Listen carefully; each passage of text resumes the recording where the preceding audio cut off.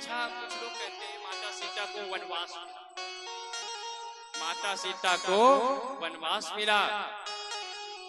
जब 9 माह माता सीता रावण के यहाँ थी, 14 वर्ष वनवास झेल के आई, तो उनको क्यों वनवास मिला जानते हैं?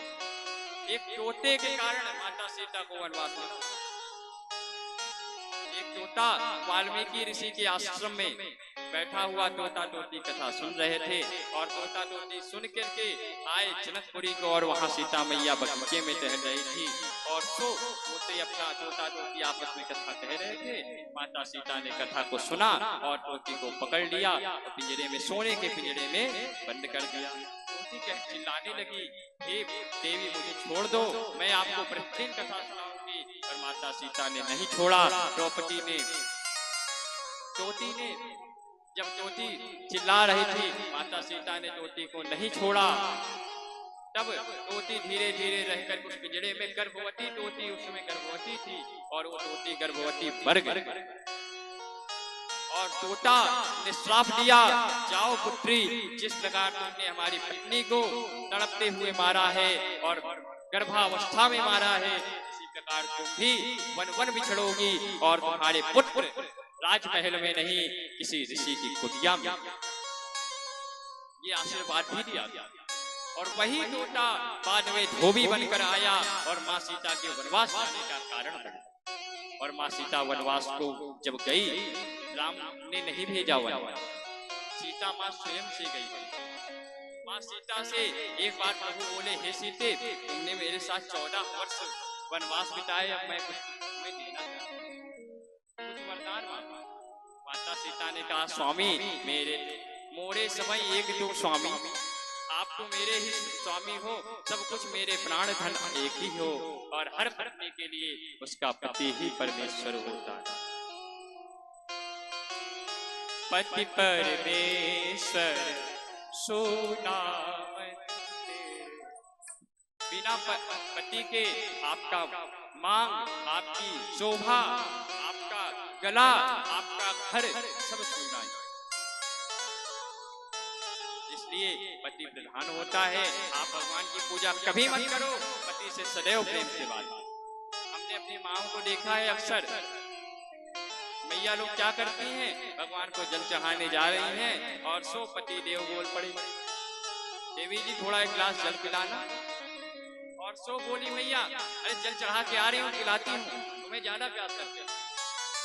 मैया वो जल आपका भगवत स्वीकार नहीं करेंगे। यदि आपने अपने पति की प्यास नहीं बुझाई तो भगवान का क्या प्यास।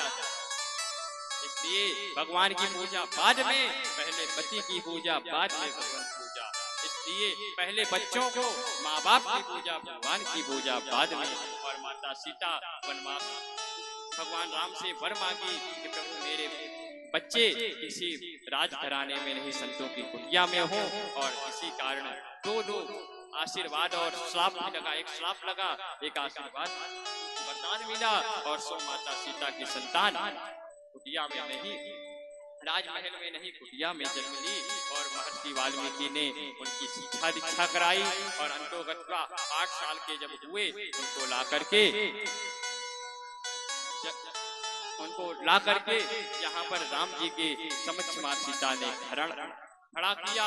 और जब सामने आई माँ सीता, अच्छा एक प्रश्न ये बताओ कि माता सीता ने जब अग्नि परीक्षा दी थी तो कलंक क्यों लगा, और यदि कलंक लगा था तो अग्नि परीक्षा दे देती, या तो पृथ्वी में समा जाती, कह देती है पृथ्वी माँ, यदि मैं सती रसोइया हूँ तो मुझे इसी समय अपनी गोद में उठा लो। आखिरकार अंत में सीता जी ने यही किया, कहा, हे पृथ्वी माँ, यदि मैं सत्य हूँ, तो यदि मैं सदैव श्रद्धा भक्ति से अपने पति के अलावा किसी और को ना देखी हो, तो मुझे अपनी गोद में ले लो। और अंतोगत्वा यही हुआ।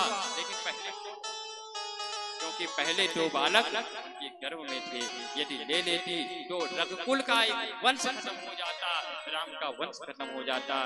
इसलिए सोच समझ के काम किया। और माता सीता अंतोगत्वा आई और पृथ्वी में समा गई।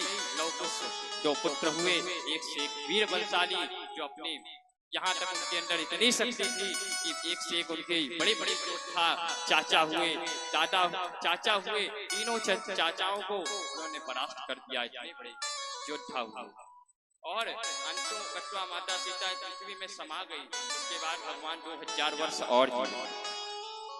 जानते हैं क्यों?